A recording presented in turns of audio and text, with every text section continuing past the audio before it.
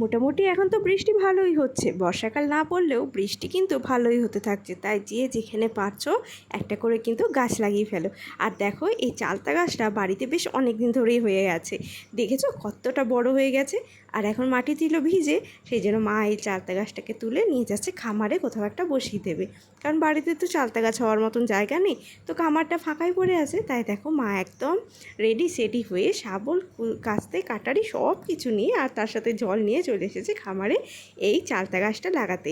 জানি না কবে ফল হবে কি না হবে, তো ওই গাছটা তো লাগানো থাক। তো দেখো মা এদিকে মাটি খুঁড়ে নিচ্ছে, আর যেদিকে মাটিটা যেহেতু ভিজে আছে তার জন্য কিন্তু মাটিটা খুঁড়তে খুব একটা কষ্ট হয়নি।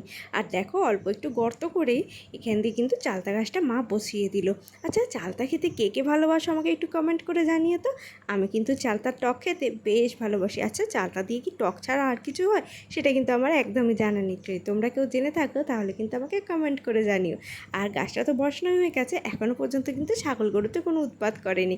আর বেশ তারপর দিন থেকেও বৃষ্টি হচ্ছে, তাই গাছটা কিন্তু বেশ সতেজ আর টাটকাই আছে। তাহলে গাছে আবার যখন ফল ফুল হবে তখন তোমাদের সঙ্গে আবার ব্লগ শেয়ার করবো। তো আজকের মতন টাটা।